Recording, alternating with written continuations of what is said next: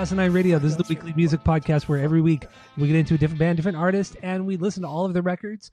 We rank them from worst to best, and we try to give a banger off them if we got them.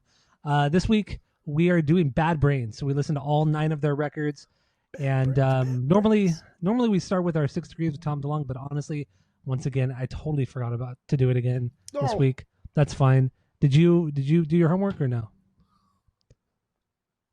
No, you didn't do your homework.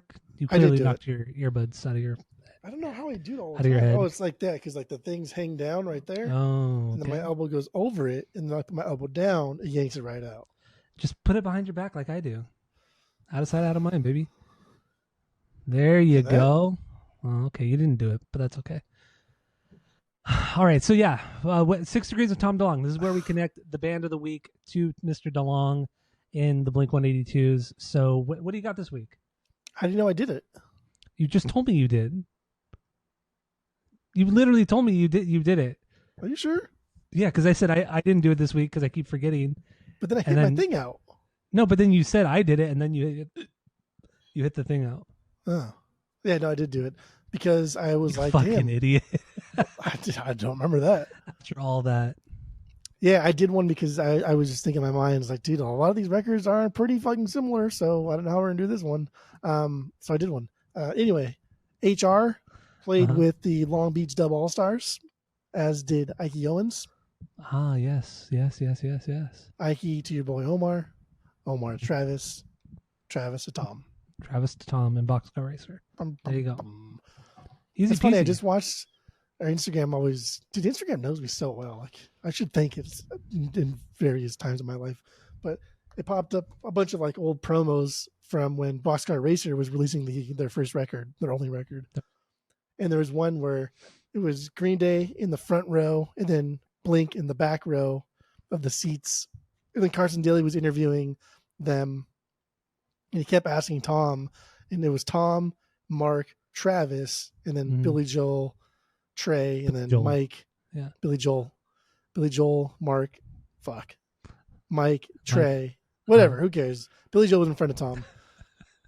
But it was just so awkward because Carson kept asking them about Boxcar Racer and like what's it going to sound like. And Tom kept saying, "What do you think, Travis?" Travis is like, "Well, Travis is an idiot back then. Still is, yeah." It just provides nothing to the conversation. But like Mark just sits there and it's like, wow, dude, that was so awkward. So awkward, so uncomfortable. That's good. So yeah, anyway, here we go. Bad Brains. The Bad Brains, yeah. So not like I said, 9 records. So let's start with the worst. What is the worst Bad Brains record and a banger off of it if you got it? What do you got? Go. I don't think they have any records that I would say is like horrible. Like horrible, bad, skippable. This is not good. Everything's like At worst, it was like and that's what this run is. Rise, their 5th record from '93. Like it's solid. It's cool, but like HR is sorely missed. And you take HR to Bad Brains, and it's just like you get this, especially the '90s. Like this sounds so much like '90s funk metal kind of shit. Their new singer's fine, but he's got no to his voice. He's like a one trick toast. pony. Yeah. It's like a milquetoast Dio, which is wild. But the grooves are solid. The grooves are solid here. Definitely sound a little formulaic and phoned in sometimes. Like they just kind of like copy and paste that template.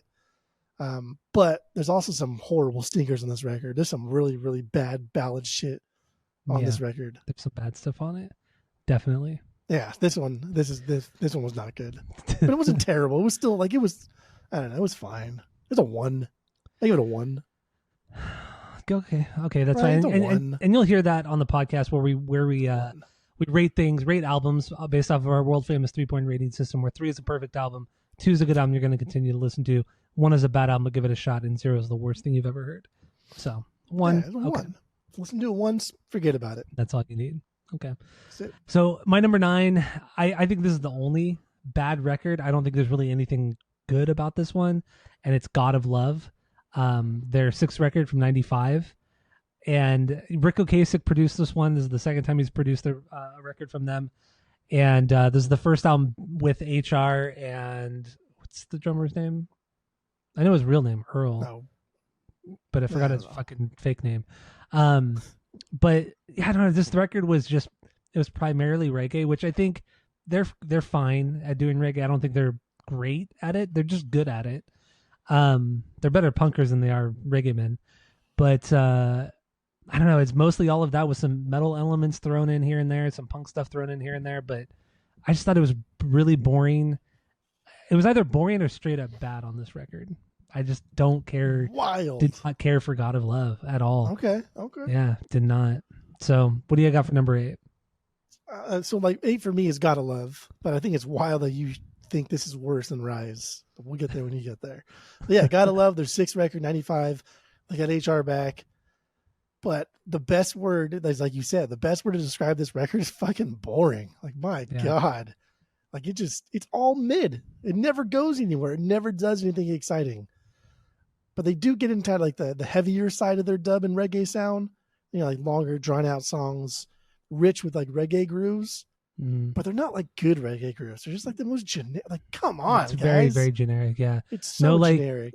Rad bass lines, no kind of churched up, you know, really groovy drums, nothing like that. It's just they're almost like jam songs, like stuff that you would just kind of jam to kind of like get inspirations where you're gonna go next. But like, it was silly. That's a good way of putting it, actually. And this is the first time that I'll mention it, not the last time. But dude, a lot of the times, especially on this one, HR sounds like Axl Rose. Really, I never got the Axl Rose thing. He fucking sounds like Axl Rose, and he sounds so much like Axl Rose on this record. Okay, that's fine. So God of Love is your number 9 or number 8. 8.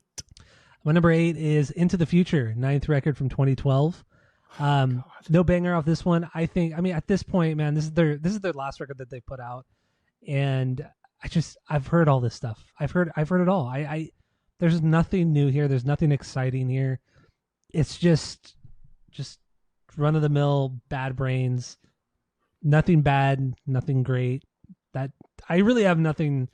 I don't have like this is like the one record I have the least amount of notes for is Into the Future. Okay. From that's my number 8. So let's get into your number 7. Number 7, Quickness, 4th record, 89. Wah!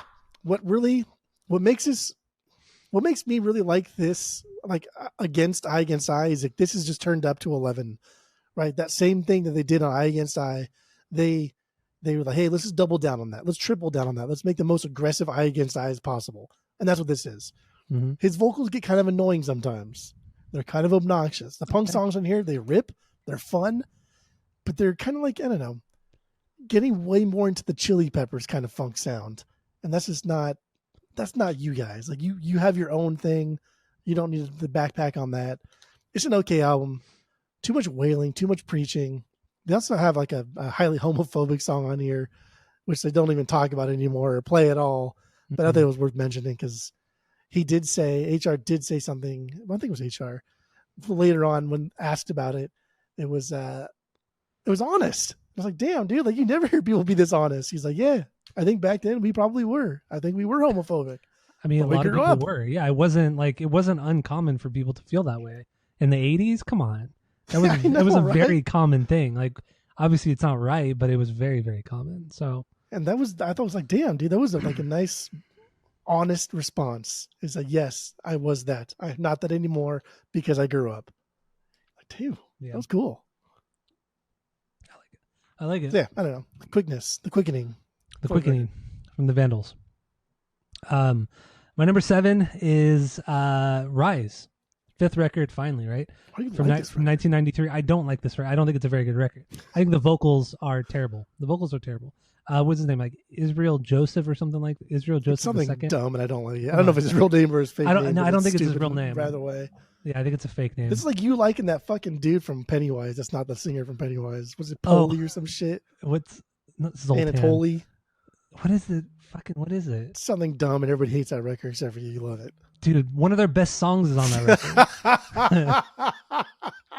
Plus, I ranked that Pennywise record like midway, like through the rankings. Fucking it wasn't like I put it at the top. But no, it's a good Pennywise. It's a good record. It is. Fucking shit. So this Bad Brains record, yeah. What is it?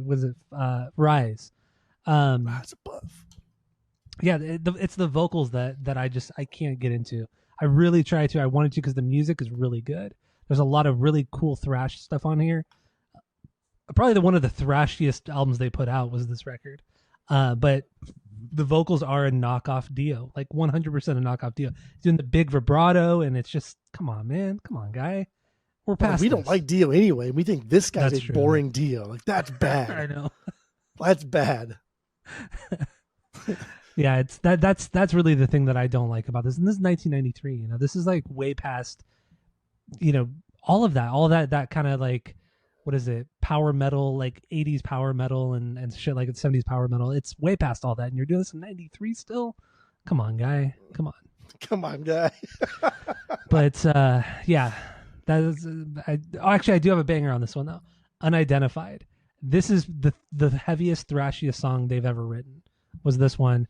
But I just wish the vocals were better. But yeah, this song was fucking great. Or the musically, I didn't playlist it because the vocals just took away from that a little bit. But musically, I mean, this song is fucking fantastic. A really, really cool thrash song. Unidentified from Bad Brains. Check that song out. It's killer. Good. Go for me and you. So number 6. What's your number 6 for Bad Brains? Into the Future, their 9th record. And I know you hated this one. I don't really like this record that much. I think we're still kind of in the 1.5 territory. Yeah, I'm in the 1.5. I'm in the 1.5 territory still. This is just like, I think this is, if you had to choose one record that fully encompassed their entire career and the sounds, like every sound they've ever done from beginning to end, I think this is it. Like you can't do a better job at saying this is everything we've ever done in a nutshell. They do everything here.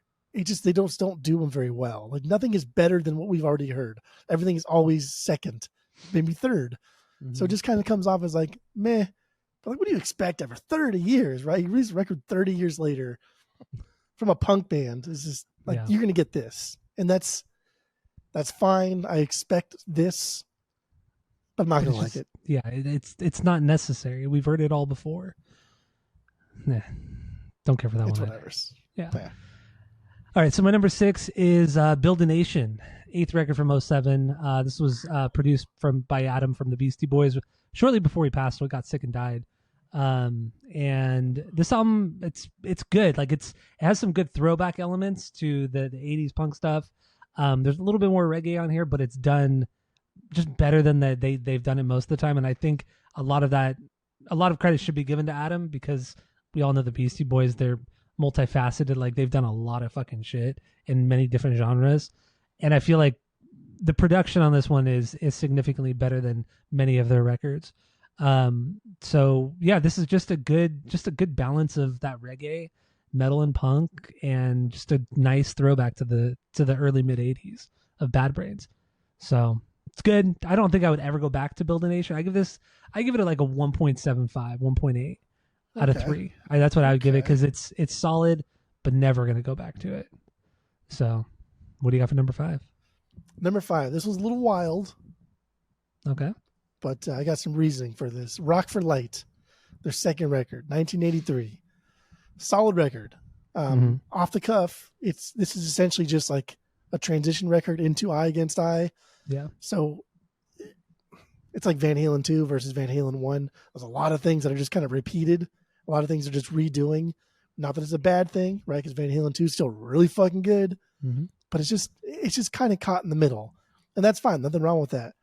What perplexes me is why they chose to speed this up on. I didn't figure out that it wasn't. So on Spotify, on the remixes, this album is sped up, and then it's sped up and then like tuned up, I don't know, a half step or some shit like that. I don't know. Yeah. I don't remember what it was. But then you listen to it on YouTube and the original vinyl version, and it's fucking good. It's really, way better. Really, really good.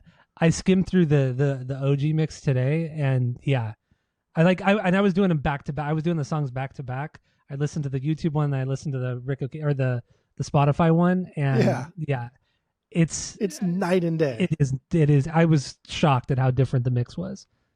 It was crazy. So I was wondering, and I didn't see like how, why, who did it, but whose fucking choice was that? Because if that was Rick's choice, like, bro, like, I defend you a lot, and I defend all the things that you do, because you do a lot of good things. But that was a horrible decision. Was the remix like more recent, like in the last 10 years, or was it a remix from back in the 80s? I think I think it's a more modern. I think it was like a 2012 remix, like a 2010 or 2012 remix. And if that's the case, I think at that point Rick Ocasek had already died. Yeah, so he would have if it's nothing not the original to do with one, the then he's not. It has nothing to do with him. Yeah, but it objectively sounds bad. Yeah, it sounds much worse. He sounds like a fucking chipmunk, mm-hmm. and it's awful. And I don't understand like why they would ever do. He sounds like Vince Neil from like Motley Crue. Like, that's what it fucking sounds like. It's so bad. But like the original mix of this, I would rank this much higher. The mix that it's on Spotify and everything, damn near unlistenable. Yeah, I think I'd probably rank Rock for Light is also my number 5, by the way. So we're in the same spot here. I think I might rank it higher too had I listened to the OG mix more. I think I definitely would have ranked it higher because just everything about it I can't believe why would they think speeding it up would make it better? Like it's gonna make everything pitch up if you speed it up. So I mean I don't know who thought that was a good idea. It's stupid. It's it wasn't even just like synthetic thing you could possibly do to a punk and band. It wasn't even like a little bit. Like it's significant when you listen to both versions. Like you could obviously tell it was sped up. It's like listening to like a modern day, like listening to a podcast or an audiobook like at normal speed and listening to it at like 1.5 or two times. It's like, wow, yeah, this is definitely not their real voices. Yeah. Fuck. Damn. Anyway. Yeah, Rock for Light. That's my number 5 too. Fucking, right. It's a good record, and I agree with you. It's a transition record. It's more of a transition record, and the production is. I mean, even like comparing Bad Brains to Rock for Light, like the original mix, of Rock for Light, it's still a step up in production. Like what Rick Ocasek was doing on that mix was, I mean, much better than in production mix, much better than what the first record was. Like by far. And I'm in a good way, not a bad way at all, but in a good way. Yeah. Because Rick Ocasek, I mean, he was fantastic. Made some amazing fucking records. Shut the fuck up. It's like one of the like early things that he did, like production wise, and so it's just like, you know what I mean. Like this is all leading up to Blue. This is all leading up to everything will be all right in the end. Sure. I guess. All right. So what do you got for number 4? Number 4, I survived. This is my 4 too, so we could both get into it. Yeah, this is cool, right? Any sort of like straightforward dub record's gonna be fun. Mm-hmm. The only knock I really have against this is like if I'm in the mood for this, I'm just gonna listen to De Facto. That's just that is it. That is the only knock I have. This is still a really, really fun listen. And they kept like most of this in-house, like production wise. I think all of the songs here were original songs. So they did everything. This is like a Bad Brain, like a true Bad Brains record. And that's cool, but it's ain't De Facto. Yeah, I mean, this is my number 4 as well. This is their 7th record, what, in 2009, I believe it was. Or no, 2002. 2002. It's dub reggae dancehall. It's no vocals. The only vocals that are on there are like reused, like voice, like HR's voice, like reused, because I think he was in jail at the time when they made this record or some shit like that. But yeah, like you said, I would rather if I'm gonna listen to dub, I'll go listen to De Facto. I'll listen to Scientist. I'll fucking go and listen to that Beastie Boys record, the instrumental they put up, the mix up. That's a great fucking dub record. That's a fantastic dub record. So yeah, I would never. It's good. This is a really good record, but I would never go back to it. It's just like when you listen to dub music, it's like 2 albums, and I'm like good for a couple weeks. You know, I don't need to listen to more than that. Yeah. So, but I do love dub music, and this album too is just re-recordings of old songs. So, which is cool too, because they reinvented enough to where it's hard to recognize the old songs. So. It's rad. And also, we didn't talk about Rock for Light. Like 6 of those songs were re-recorded from the first record. Yeah. So it's certainly a transition record. Very I thought of it as a very Van Halen 2 to Van Halen 1 companion piece. Agreed. So then what do you got for number 3? Build a Nation. You don't like this one. You thought this was garbage. Man. Yeah, well, that's okay. Okay. This record rips. This is their best record after Eye Against Eye. It's such a perfect throwback to their early sound, just with like better instrumentation. These guys are older. They are better at playing their instruments, but this sounds like Bad Brains is Bad Brains. And it's fun, and this record rips, dude. This record's really good. It's fun. It's good. It's a good record, but damn, why? This is like you're always bitching about like Black Sabbath 13 or some shit like that. Like going back to the roots, like Rick Rubin style, that kind of shit. And that's what this record is. That's what this record is. This is less in line with Black Sabbath 13 as it pertains to like Sabbath. This is more like Rancid's new record as that pertains to like golden era of Rancid. Like that's what this record is. It's not trying to be anything new, but it is still trying to like bring the heat. That Black Sabbath record was that's like dad rock. It was like dad rock. And it was okay. Kind of gross. Settle down. Settle down. It's not like that. I do like that Rancid comparison. That's actually a very good comparison. But don't knock that. Fucking down. Mow fucking down. But don't knock that Sabbath record, because that Sabbath record is fucking fantastic. It is great. It's really, really good. Fucking great. So don't talk shit. That's not fair. That's not cool, man. You have this like stupid thing about Rick Rubin. You for whatever reason hate him. He's fantastic. So I don't hate him. All you do is talk shit about him. That's all you do is talk shit about him. Insanely overrated. I think he's just a time and place kind of guy, and that's great. He's really, really smart at being a time and place kind of guy. Shit, I wish I was a time and place kind of guy. Make that kind of money, right? Yeah. All right. So that's your number 3 then, right? You pouring your stupid ass beer in your stupid ass cup. Yes. This one was stolen by a friend of the pod, Ryan, from Brewery X. Has a little Brewery X symbol right there. You see that right there? If you could see, I don't know.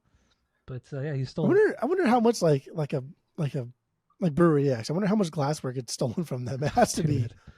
It's got to be like thousands of dollars a week, I'm sure. Yeah, absolutely. They have to have at least like 5 glasses stolen a day on average. Oh, at least. Every day. I mean, without a doubt, at least.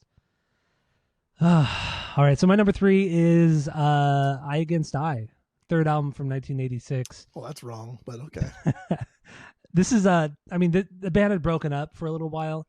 They got back together, and this is what we get. And it's a great record. It is a fantastic record, but it's definitely more in the style of metal, like funk metal and like Faith No More kind of style. And I get it. It was popular, especially in the underground scene. So I get why they kind of went that way. This is a fantastic record. I would get this on vinyl. I really would. I think this is a great fucking record. But some of the 80s sounds on it, like it's the production. It's that too big, loud, heavy, reverbed out kind of shit that kind of turned me off to it a little bit. But otherwise, the songs are fantastic. I don't really have anything bad to say. I think this is a really good record, and this is a great evolution of the band, coming off of primarily, a really hardcore punk albums, I should say, with the first 2. So that's what I got for number 3 is Eye Against Eye. What do you got for number 2? Sorry, I just had to reach into my fridge that I have so handy. I know, yeah, that fridge right there, yeah, I could see that. It's so dumb. Number 2 is Album of the Week. Bad Brains is Bad Brains is. All right, my number 2 is Quickness, 4th record from 1988. Wild.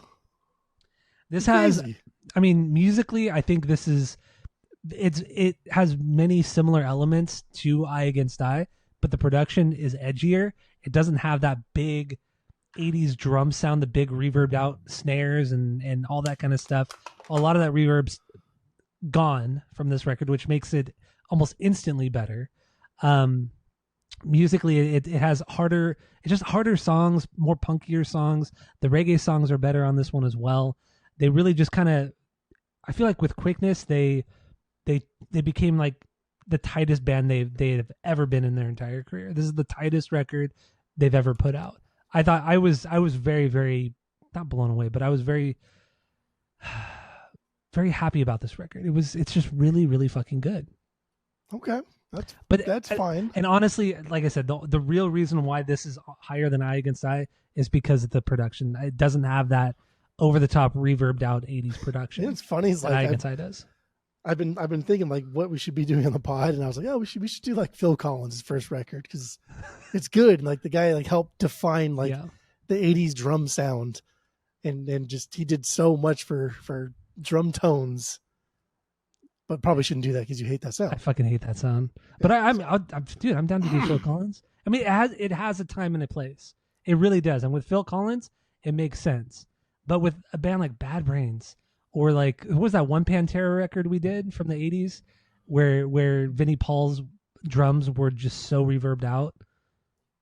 What was it? It was pre Phil? Yeah, it was pre Phil. Was that power metal? No, it wasn't. It was like their third record or something like that. But I remember, actually, I just now remembered the reason why it sounded so reverbed out was because he recorded the whole thing with an electronic drum set. Nice. He didn't use an actual acoustic set, so that's what I just remember that now. But yeah, I don't like that. I just don't like that sound. But every band was doing it in the 80s. Thanks, Phil.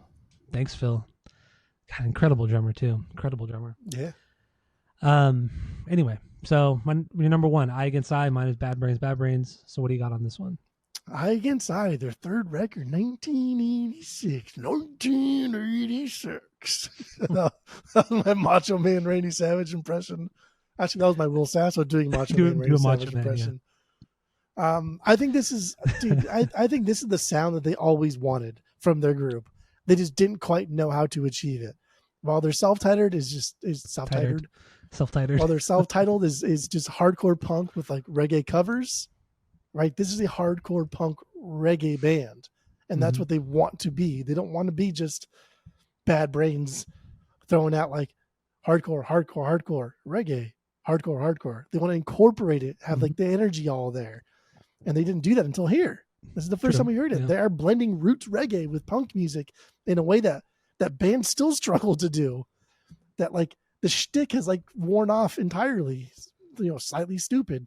Like that's the biggest thing for me. Like that shtick has fucking worn off. The production is much better on this one. Their musicianship is also much better, and they still bring the energy. Mm-hmm. So like I get it. Like you don't like that sound, that drum tone, but that's 80s reggae too, man. I know. But once again, that's really one of the few reasons why Quickness is higher than Eye Against Eye. Like musically, they're almost on par. But it's just that production that just puts Eye Against Eye a little bit lower. And I'll get into why I like Bad Brains so much and why it's my number one. But that's for the main episode. I think I guess I will get that in my wrap up later on. But yeah, this is the title track for this, Eye Against Eye. That's the best song on this record. I love the way he sings it. It's whiny and punk, but kind of in a rock star way. Mm-hmm. I think like HR really fell into his rock star own at that point, and he stopped being like a shy front man and became like he embraced the front man status, because a lot of stuff in Bad Brains, he's just rushing through those lyrics. He's just writing things down and he's rushing through them and he's slurring his words because he doesn't really want to be a singer. But now he is. He doesn't give a fuck. Yeah. It's a good record. It's their best record. Third best, but we'll get you there someday. We'll get you there. So thank you all for listening. Go to Spotify, Apple Podcasts, give us 5 stars. Share the post to all your friends. If you're watching on YouTube, smash that subscribe button. Stay tuned for the main episode because we are getting into Bad Brains' first record, self-titled record from 1982. So that's it. That's all.